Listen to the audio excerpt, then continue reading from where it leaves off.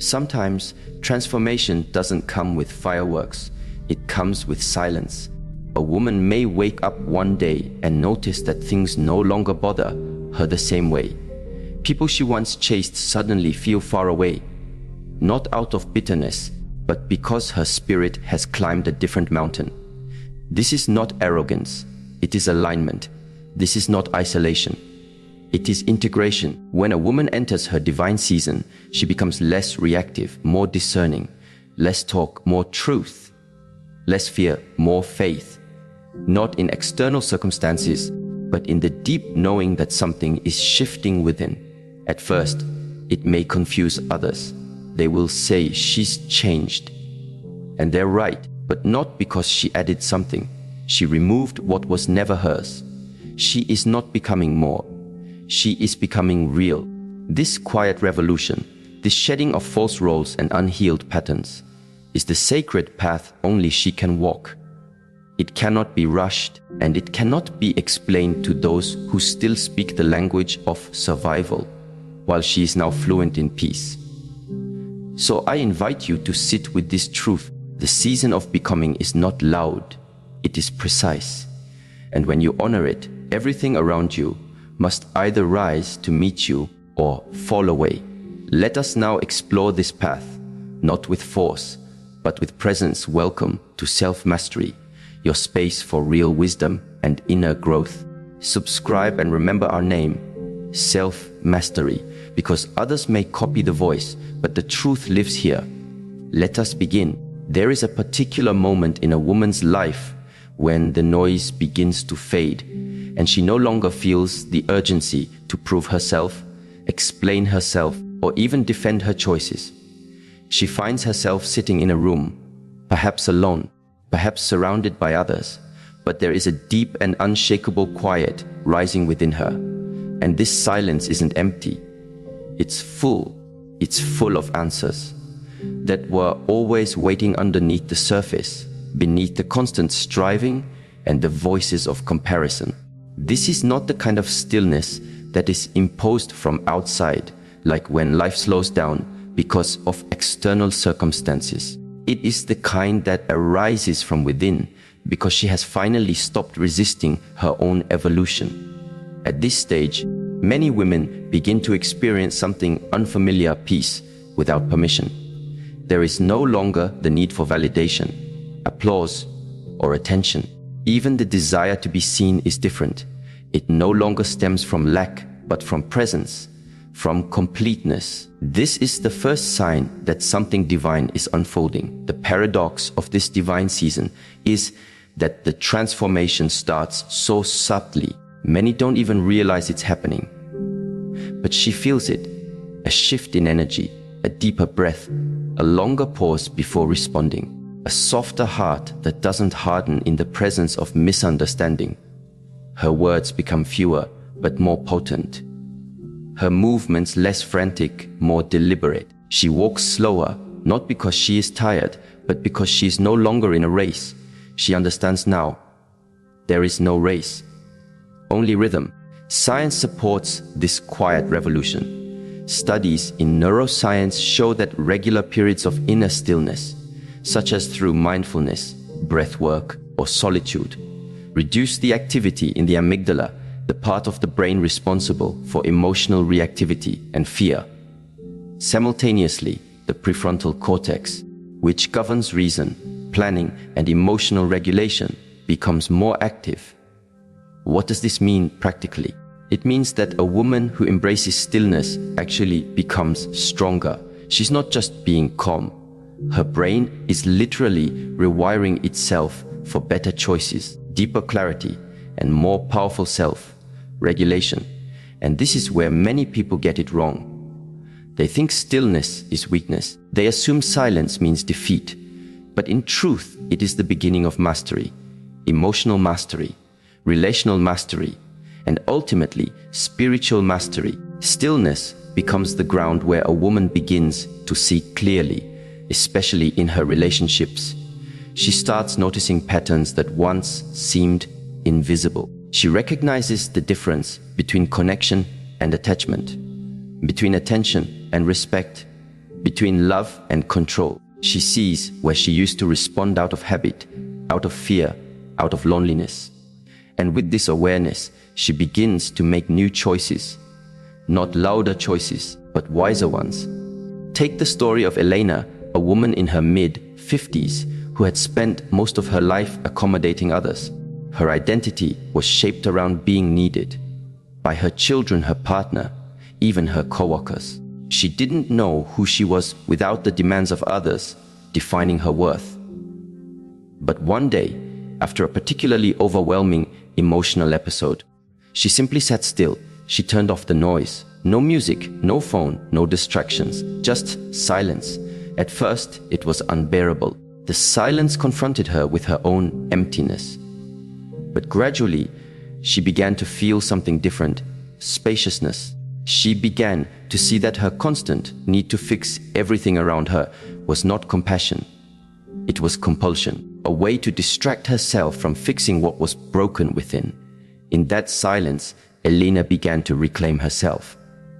From that day forward, she changed, not dramatically, but steadily.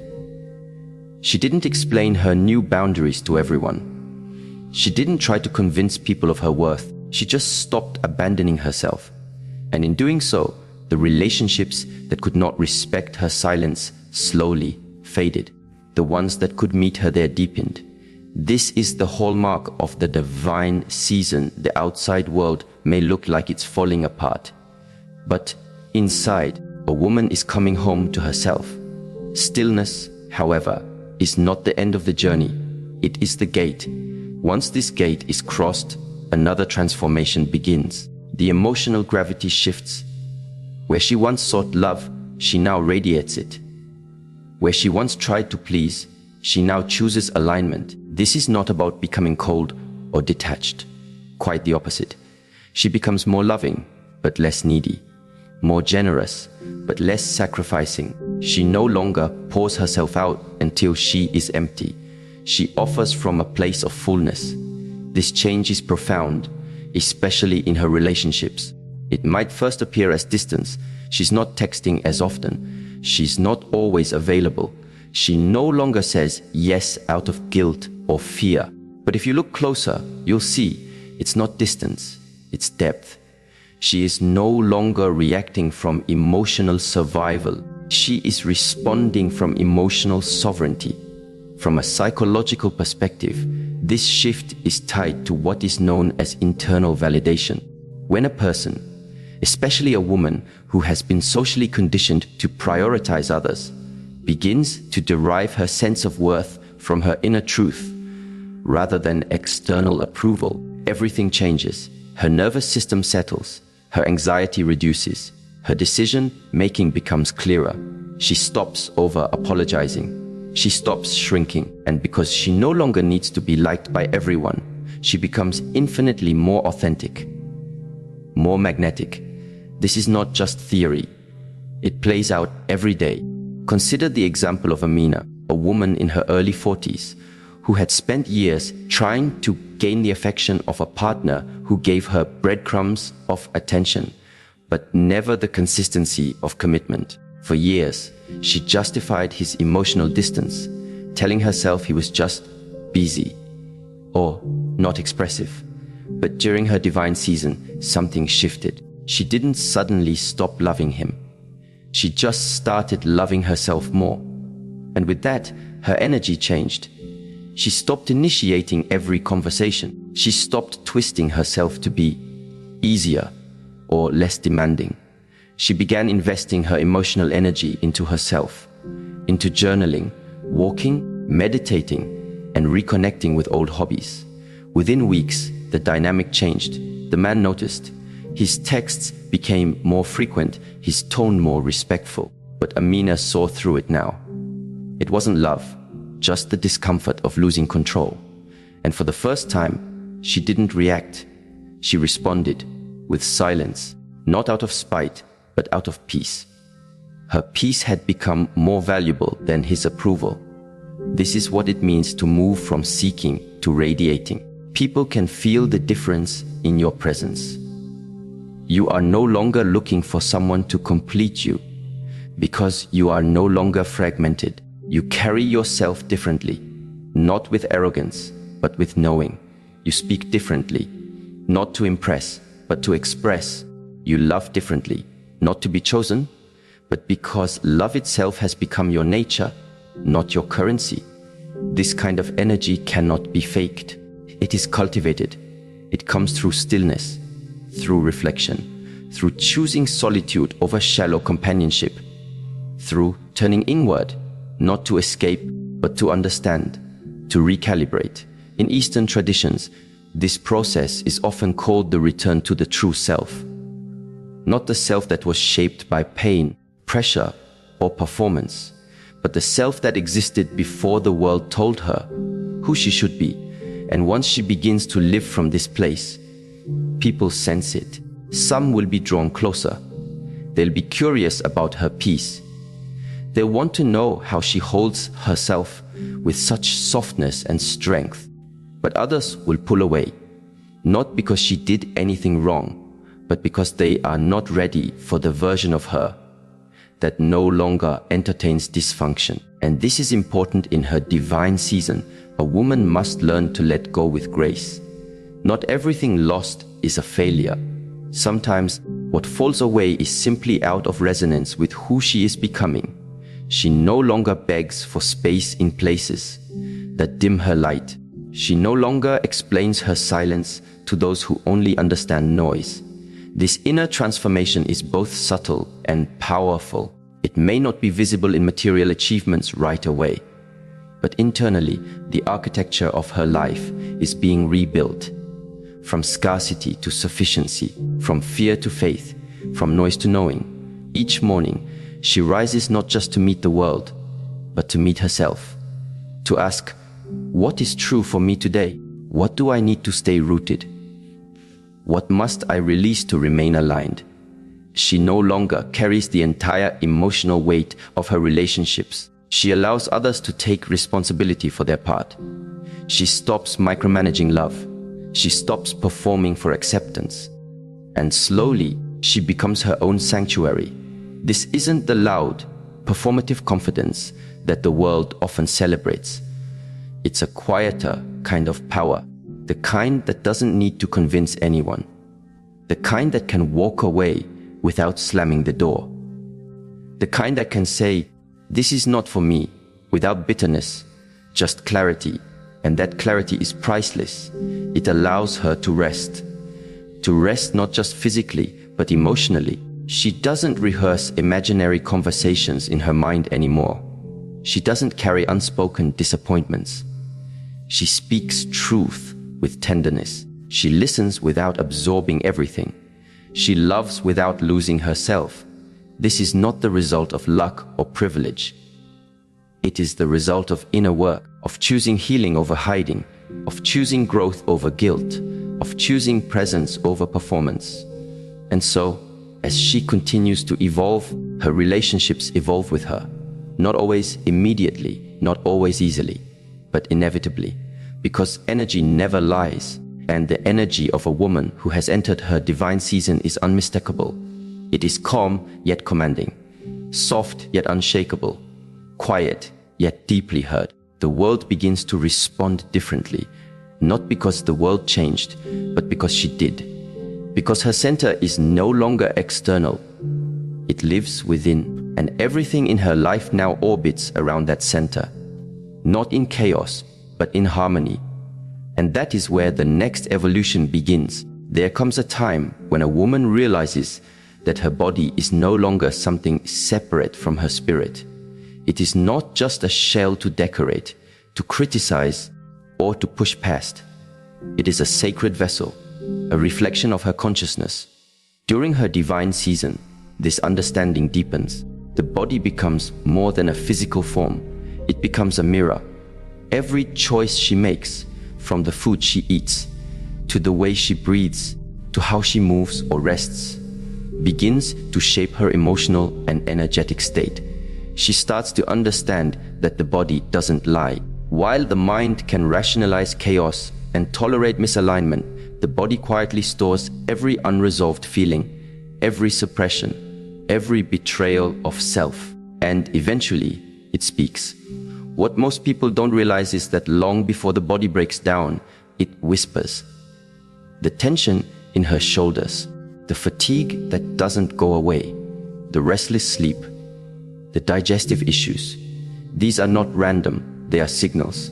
And when a woman enters her divine season, she no longer dismisses these messages. She listens. She understands that healing is not just emotional or spiritual. It is cellular. There is a kind of reverence that arises in this stage. She no longer eats carelessly because she knows that food is information, not just fuel. It tells the body what to build, what to repair, what to destroy. She no longer pushes herself to exhaustion in the name of productivity because she knows that rest is not laziness, it is restoration. She no longer forces herself into environments that drain her because she knows that her nervous system is sacred and protecting it is wisdom, not weakness. Scientific research confirms this intuitive wisdom. When women practice somatic awareness, connecting with their body through breath, movement, or stillness, they activate the parasympathetic nervous system, which governs rest, digestion, and healing. This allows the body to shift out of survival mode. Cortisol levels drop. Inflammation reduces. Hormonal balance begins to return. She feels more grounded, more alive, more herself. Not because she added more to her life, but because she removed what was harming her silently. In this season, even her posture changes. She no longer shrinks herself to be less visible, nor stiffens to protect herself from being hurt. Her spine straightens, but her shoulders soften. She walks as though she belongs, because she finally feels that she does, in her own body, in her own life. There's a story of a woman named Liana who spent most of her youth disconnected from her body. As a child, she had been praised for her academic excellence and obedience, but no one taught her how to feel. Emotions were something to suppress, not explore. Her body became something she ignored unless it failed her. Years of ignoring discomfort turned into chronic fatigue, anxiety, and emotional numbness. One day, after collapsing from exhaustion in the middle of a meeting, she was forced to stop. She took a sabbatical, not just from work, but from the persona she had built. And in that quiet space, she began to ask questions she had never asked. What does my body need? What does it remember? What have I been carrying that was never mine? She started practicing gentle yoga, not for weight loss, not for aesthetics, but to feel. She cried in poses that released deep tension. She changed the way she ate, not out of guilt, but out of gratitude. She walked barefoot on the earth, not because it was a trend, but because it made her feel connected again. Slowly, she began to understand her divine season was not about chasing a goal, it was about returning to wholeness. As her body healed, so did her relationships. She began setting boundaries, not just with people, but with her own habits. She stopped overextending. She stopped consuming content that made her feel less. Then, she stopped engaging in conversations that drained her. Her relationships became cleaner. Less drama, more depth. Less performance, more presence. This inner shift brought her to another powerful realization, that every time she said yes to something that dishonored her body, she was saying no to herself. And every time she honored her body, she was telling her spirit, I trust you. That level of integrity began to rewire her self-worth, not just as a concept, but as a lived experience. This is the quiet power of embodiment. It's not about having the perfect routine or becoming a wellness expert. It's about living in a way that respects your rhythm. It's about knowing when to push and when to pause, when to speak and when to breathe. It's about remembering that your body holds every chapter of your story and that healing is not forgetting, but integrating. As this reverence deepens, something else begins to emerge. A woman starts to notice the sacredness of her choices. Not just what she puts into her body, but what she allows into her life. And this brings us into another essential transformation. Her yes becomes sacred. There is a profound shift when a woman no longer says yes from fear, guilt, or the desire to be liked. She no longer offers her time, her energy, or her body as a currency for connection. She understands now that every yes is a seed, and if she's not careful, she will grow gardens of obligation instead of fields of alignment. At this stage, the quality of her relationships undergoes a transformation. She no longer engages with people just because of history or obligation. She no longer entertains conversations that leave her feeling smaller.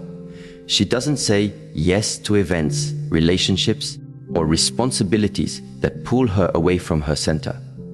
Not because she's closed off, but because she's finally open to herself. This is where many people begin to misunderstand her. They may say she's changed, that she's become difficult or distant. But what they're really noticing is her clarity. And for those who once benefited from her confusion, her clarity will feel like rejection. But it's not. It's just truth. Her truth. This kind of boundary setting is not loud. It doesn't come with drama or long explanations. It is subtle, clean, and firm. A quiet no, a graceful exit, a delayed reply, an inner decision that no longer needs external approval. And this isn't about becoming selfish. It's about becoming aligned. Behavioral science supports this clarity. When a person begins to live from internal values, rather than social pressure or emotional reactivity, they experience less decision fatigue, less resentment, and more fulfillment. Boundaries become not barriers, but bridges to a more authentic, sustainable life. Take the example of Marisol, a mother of 3 and a community volunteer who always said yes. Yes to every school event. Yes to every favor. Yes to every emotional dumping session from friends. She wore her exhaustion like a badge of honor. Until one day, her daughter asked, "Why are you always too tired to play with me?" That question pierced through every justification she had. She realized she had become so available to the world that she was unavailable to herself and to the people who truly mattered. From that day, she began to choose differently. She started small, one no at a time. She stopped picking up the phone during dinner. She delegated tasks. She let go of friendships that were built on obligation, not reciprocity. And though the transition was uncomfortable, she began to feel something she hadn't felt in years. Peace. Not the peace that comes from everything going right, but the peace that comes from finally doing what is right for you. This is the power of sacred decision making. A woman learns that her time is a non-renewable resource, that her energy is currency, that her presence is a gift, not a given. And once she starts living this way, her life becomes more intentional, less cluttered, more aligned. She no longer runs herself, ragged trying to be everything to everyone. She becomes everything to herself, and from that place, she offers what is true. In relationships, this changes the dynamic completely. She stops chasing connection. She stops explaining her worth. She no longer fears being misunderstood because she understands herself. And in understanding herself, she naturally attracts those who understand her too, or are willing to try. And even when misunderstandings arise, she no longer pleads to be seen. She knows that being unseen by the wrong people is not a loss.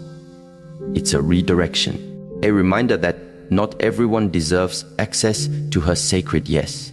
This kind of emotional discipline doesn't come from pride. It comes from practice, from the daily habit of checking in with herself. Is this choice aligned with my peace? Is this invitation in harmony with my values? Is this relationship supporting or depleting my growth? And if the answer is no, She releases without guilt, because she knows that every yes she gives from fear is a betrayal, and every no she gives from clarity is a blessing. As this clarity deepens, her life begins to organize itself differently. What no longer fits begins to dissolve. What is meant to stay finds its place, and in the quiet between her choices, something beautiful begins to grow trust, not in others, but in herself. And this trust becomes her compass. It becomes her guide. She doesn't need to see the whole path to take the next step. She just needs to stay true, because she understands now her divine season is not about saying yes to everything. It's about saying yes to what matters. And in doing so, everything else begins to align. When a woman begins to awaken to herself, truly awaken, there is one inevitable truth she cannot ignore. The people she keeps closest to her are mirrors. Not always mirrors of who she is now, but often reflections of what she once believed about herself, about love, about her worth. The divine season doesn't just bring change within, it reveals what must change without. And in relationships, this revelation can be both liberating and painful. A woman begins to see the ways in which she has accepted less. Not because she was weak, but because she was unaware. She starts to recognize that what she once tolerated was not because she lacked strength, but because she hadn't yet remembered her value. This realization doesn't come with blame. It comes with awareness, deep, unshakable awareness. And with that awareness, she can no longer pretend that the unhealthy patterns are love, that chaos is passion, or that inconsistency is mysterious. Her divine season calls for truth, not fantasy. It requires her to look at every connection and ask, is this nourishing me, or is it draining me? Is this relationship growing with me, or is it holding me in a version of myself I've outgrown? One of the hardest shifts in a woman's life is when she begins to outgrow the dynamics she once thought she needed. When she sees the partner who never listened as a reflection of a childhood wound, not as a soulmate. When she realizes the friend who always needed saving is a remnant of the part of her that needed to feel needed. When she starts to recognize that the emotional roller coaster she used to confuse with love was really just emotional unavailability dressed in excitement. That clarity doesn't come from bitterness, it comes from healing. And healing always changes what you're willing to entertain. There's a certain level of internal peace that no longer permits you to sit in chaos for the sake of company. From a psychological lens, this is explained by something called trauma bonding, the tendency to feel attached to dynamics that mirror early emotional wounds. If love in childhood felt inconsistent or conditional or tied to performance, it's not uncommon for adults to find themselves repeatedly drawn to people who feel familiar in their unpredictability. But when a woman heals, when she begins to witness her patterns with compassion and wisdom, she disrupts that cycle. She stops chasing what hurts. She stops mistaking familiarity for safety. And in doing so, she starts to choose differently. Take the story of Anaya, a woman in her late 30s who spent nearly a decade in a relationship with someone who made her question her worth daily. He wasn't cruel in obvious ways. He was subtle, dismissive, emotionally unavailable. He rarely criticized her directly, but he constantly withdrew affection as a form of control. He never raised his voice, but he made her feel invisible when she needed him most. For years, Anaya told herself that she was too sensitive, that she just needed to try harder. That love required patience and endurance. But deep inside, something was breaking. It wasn't until she began working on herself, through reading, journaling, and spending time alone, that she started to feel the tension between who she was and who she was pretending to be in the relationship. She realized she was editing herself constantly, walking on emotional eggshells to avoid his disapproval. One day, after a particularly numbing conversation where he dismissed her feelings for the 100th time, she sat in silence. Not to be silent, but to listen. And in that stillness, the truth emerged. She was not being loved, she was being tolerated. And that was no longer enough. Anea ended the relationship, not in rage, but in reverence. Reverence for the version of her that stayed, even when she was hurting. Reverence for the lessons, and reverence for the new version of herself who finally believed she was worthy of more. That's what happens when a woman begins to heal. Her standards change, not because she becomes demanding, but because she becomes aware. She understands that love is not supposed to feel like emotional starvation. It is not supposed to make her doubt her value. Real love is not painful in its essence. It is kind, it is clear, it is stable, and more than anything, it supports growth. As she enters her divine season, she stops waiting for others to validate her experience. She becomes her own confirmation. She no longer needs a long list of offenses to justify her departure. One violation of her peace is enough. She no longer entertains disrespect just because someone claims to love her. She knows now, love is not just a word, it's a behavior. It's an energy. It's how someone shows up when it's inconvenient. It's how they handle your vulnerability, how they respond to your needs. And when those patterns are absent, no amount of potential can make up for what is missing. She begins to trust how she feels in someone's presence. The nervous system never lies.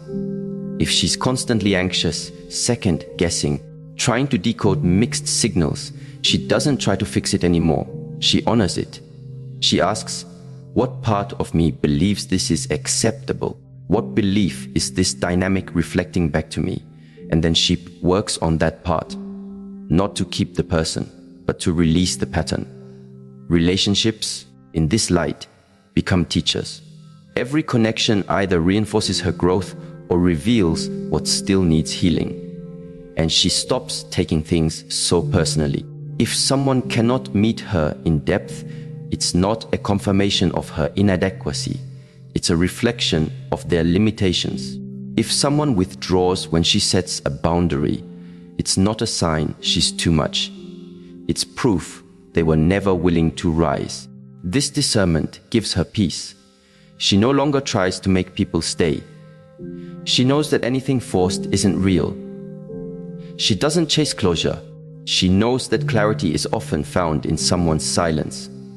She doesn't need long explanations. She reads energy. She watches behavior. She believes patterns, and she acts accordingly. This doesn't mean she stops loving. On the contrary, she loves more deeply than ever, but she does so without losing herself. She gives, but not to be needed. She listens, but not at the cost of her own voice.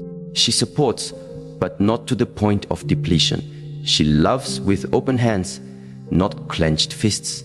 And this is the shift from attachment to connection. In attachment, there is fear. Fear of loss, fear of abandonment, fear of being alone. But in connection, there is presence, mutuality, respect. When a woman heals, she starts choosing connection over attachment. She stops investing in one-sided relationships. She becomes more curious about how someone makes her feel than about how much attention they give. And she no longer confuses consistency with compatibility. There's a quote that says, "You don't attract what you want, you attract what you are." This becomes clear in her divine season, when she was in survival mode, needing to be loved, chosen, approved of. She often attracted people who mirrored that urgency, that scarcity. But as she becomes whole, as she embodies peace and alignment, she attracts differently. She begins to notice people who see her, not as a role to be filled, but as a soul to be respected. This doesn't mean everyone will be ready for her. In fact, some people will find her peace intimidating. They'll misinterpret her boundaries as rejection, her silence as arrogance, her clarity as confrontation. But she doesn't take that on. She understands now everyone is meeting her from their own level of consciousness. And not everyone is meant to walk with her through every season. This is not a loss. It's a refinement. The woman in her divine season becomes comfortable with solitude, not as punishment, but as sanctuary. She would rather sit alone in peace than be surrounded in pretense. She chooses depth over distraction, quality over quantity. She no longer craves constant attention. She craves authentic connection, and she's willing to wait for it, not passively, but intentionally. This changes how she dates, how she speaks, how she listens. She asks different questions, not just, what do you do? But, how do you love? How do you respond when you're triggered? What does accountability mean to you? She's not impressed by charisma anymore. She's interested in character, and not surface-level charm, but real, embodied integrity. And in friendships, the shift is just as profound. She no longer maintains connections that thrive on gossip, complaining, or emotional dumping. She surrounds herself with people who are emotionally responsible, people who can celebrate her without envy, people who can sit in silence with her without discomfort, people who are doing their own work and therefore don't depend on her to regulate their emotions. This doesn't mean she cuts everyone off. It means she becomes selective. Her energy becomes intentional. Her space becomes sacred. And when she loves now, it's not from a place of needing to be filled. It's from a place of overflow. She doesn't lose herself in love. She finds deeper expressions of herself through love, but only when the space is safe, only when the connection is mutual, only when the energy is reciprocal. She knows now that love doesn't fix wounds, it reveals them. And she welcomes that because she no longer fears her pain. She's faced it, she's held it, and in doing so, she has become a woman who can love without conditions, but not without standards. And so she walks through her relationships not with entitlement, but with elegance. She doesn't demand loyalty, she inspires it. She doesn't beg to be understood. She expresses herself with clarity and leaves the rest. She doesn't measure her worth by who stays or who leaves. She measures it by how true she remains to herself, regardless of what others do. Her divine season teaches her that relationships are not rewards for being perfect. They are reflections of her evolution. And as she evolves, so too must the energy around her. Not by force, but by frequency. Not by demand, but by discernment. And in this place, love begins to take a new shape, not as a possession, not as a destination, but as a way of being, as something she lives, breathes, and extends, not because she lacks it, but because she has become it. There comes a moment in a woman's life when she no longer seeks attention, but attention begins to find her, not because she is louder, not because she has become more visible in an external sense, but because her inner energy has become unmistakably present. She walks into a room and shifts its atmosphere without uttering a word. This is not magic. It is not manipulation. It is the quiet, authentic power of alignment. When a woman enters her divine season, her magnetism no longer originates from the surface. It is not about physical appearance, fashionable expression, or social charisma. Her power becomes elemental. It begins to move from the core of who she is. And what radiates from her is not force, it is frequency. A frequency of calm, of clarity, of confidence that doesn't need confirmation. This is the beginning of sacred magnetism, and it cannot be faked. There's a deep difference between performing confidence and embodying it. In one case, a woman is exhausted, constantly maintaining an image that isn't rooted in truth. In the other, she is energized, because she is not trying to be anything. She is simply being herself. The more aligned she becomes with her truth, the less effort she needs to expend to attract what belongs to her. This is why emotional exhaustion is one of the early signs that a woman is not living from her true essence. In relationships, this magnetic shift is profound. A woman in her divine season doesn't chase, manipulate, or give to prove her worth. Her presence is the message. She has learned that energy cannot lie. She no longer relies on words to convince someone of her value. She doesn't try to hold together relationships that aren't rooted in mutual respect, because she understands that misaligned connections only delay her divine timing. A woman who honors her season has refined her energetic field. It is no longer scattered. She's not everywhere, trying to be everything for everyone. Her focus is sharp, her intentions are clear, and her boundaries are clean. This clarity creates emotional coherence within her, and people can feel it. They may not understand it intellectually, but something about her makes them pause, breathe slower, feel safer, or even become more aware of their own noise. This is the mystery of spiritual magnetism. It has roots in neuroscience too. When someone is emotionally regulated, calm, present, and self-aware, their nervous system becomes a model of coherence. The heart rate becomes more stable. Breathing slows down. The vagus nerve, which plays a central role in emotional equilibrium, becomes more activated, creating a sense of safety and trust not only within the person, but around them. This creates what researchers call limbic resonance, a phenomenon where the emotional state of one person harmonizes or influences the emotional state of others through non-verbal cues. You see this in a mother calming a child. You feel it when you're around someone deeply grounded. Their stillness makes you feel safe to let go. Now imagine this effect in a romantic relationship. A woman in her divine season does not try to be impressive. She becomes impactful by her very state of being. Her emotional stability becomes a mirror for others. Her groundedness becomes attractive. Not in the typical romantic sense, but in the way a calm harbor attracts a ship lost at sea.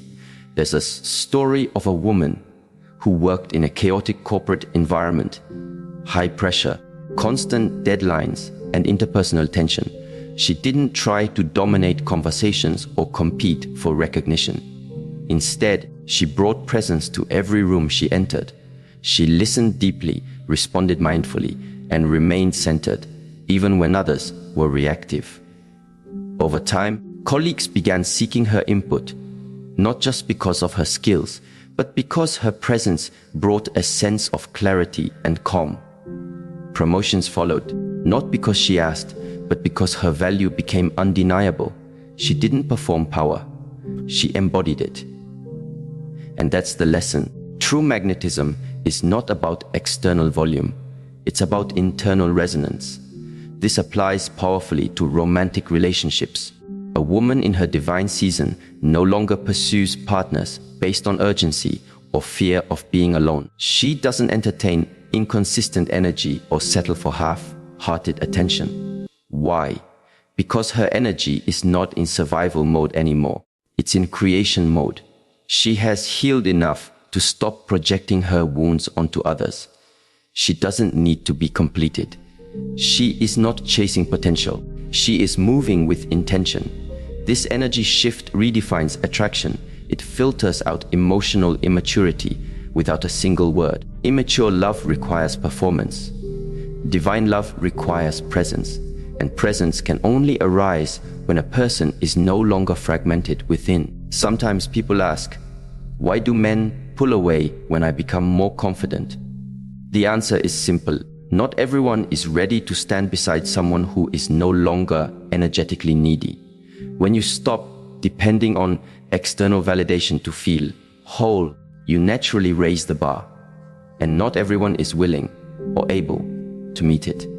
This is where your silence becomes powerful, because you no longer argue to be understood. You no longer plead to be loved. You no longer debate your worth. Your energy carries the message. And if someone cannot hear it, it is not your job to raise your voice. It is their journey to raise their awareness. A woman who has entered her divine season is not afraid to let go. She knows that what is meant for her will not require begging. What is aligned with her will recognize her, not just her beauty or her skills, but the quality of her spirit. She becomes magnetic to opportunities, people, and experiences that vibrate at her new frequency. There's a quote that says, "You attract what you are, not what you want." This isn't about blame, it's about awareness. When a woman constantly finds herself in draining relationships, it is often because her energy is still open to that frequency. She may have not yet learned how to sit with herself, how to meet her own emotional needs, or how to identify love from neediness. Once she does, her patterns begin to shift. The moment she says, "I will no longer sacrifice my peace to be chosen," the universe begins to rearrange itself. But this choice must be embodied, not spoken. Words are easy. Energy does not lie. There's another story about a woman who was tired of dating cycles that led to heartbreak.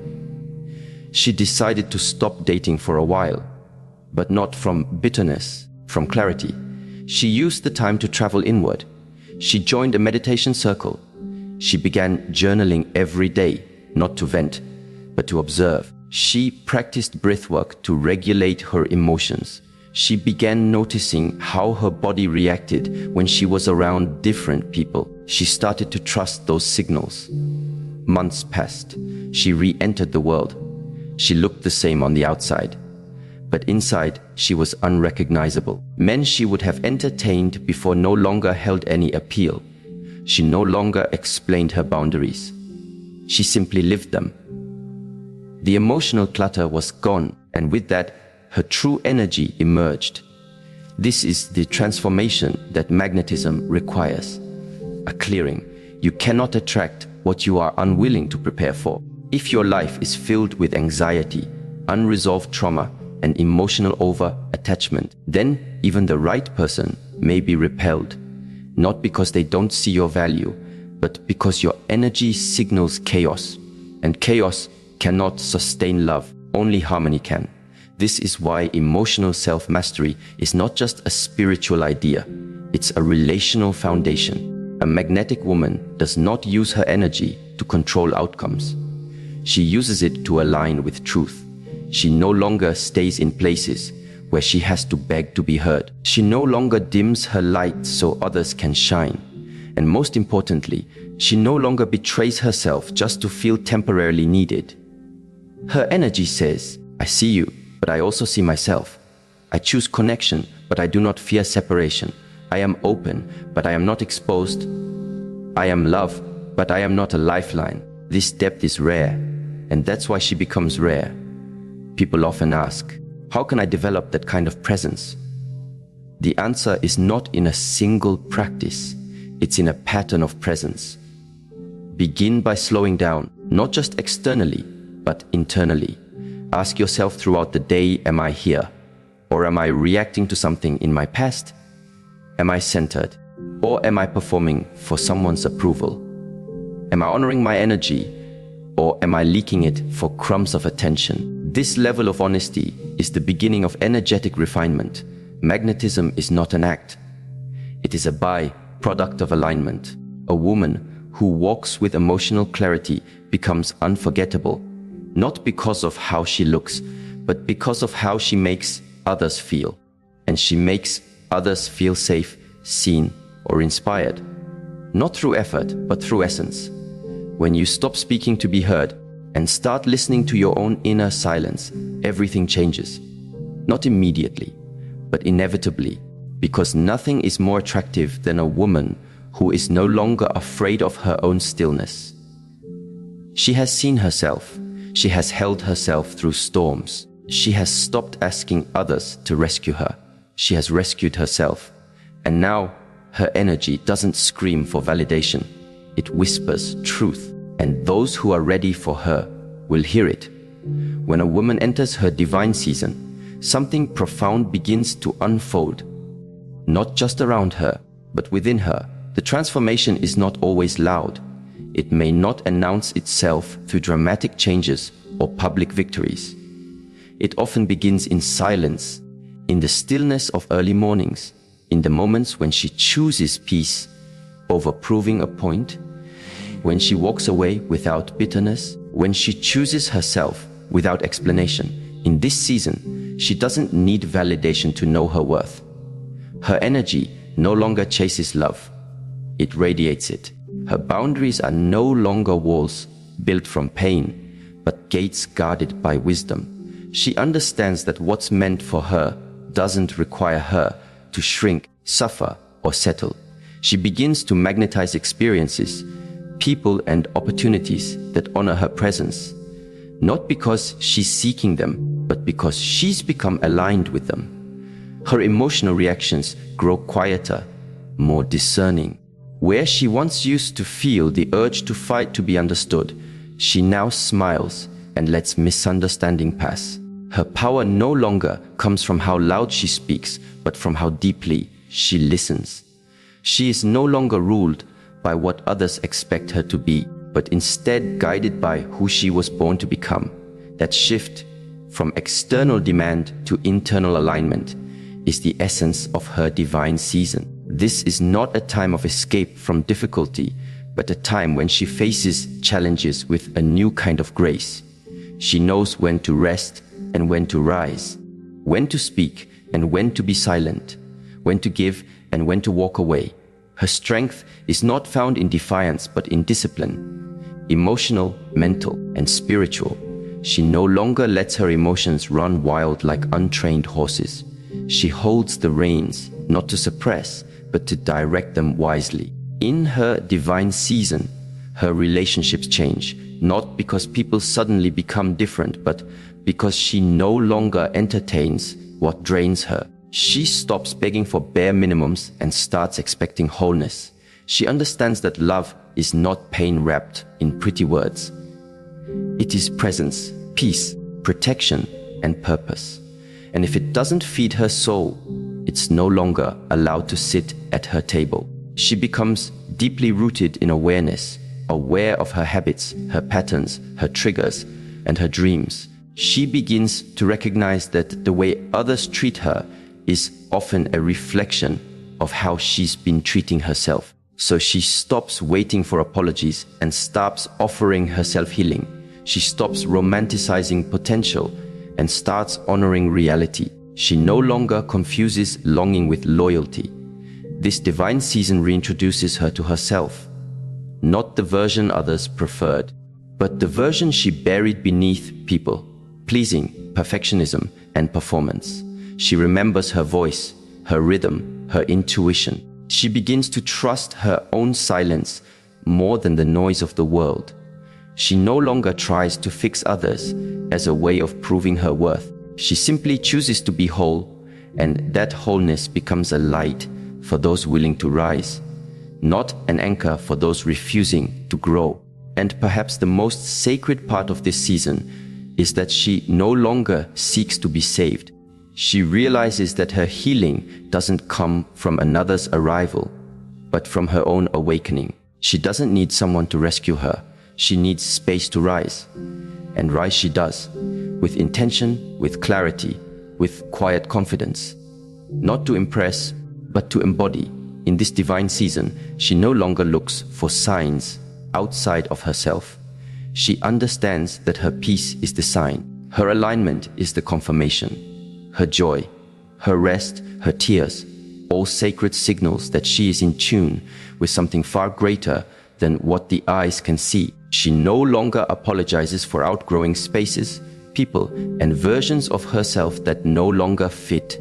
She blesses them and releases them with love, because now she understands endings are not punishments. They are preparations. Every closed door redirects her towards something richer, deeper, truer. She doesn't rush. She flows. She doesn't chase. She attracts. She doesn't force. She allows. This is her sacred unfolding. This is her divine season. And everything, absolutely everything, starts to change.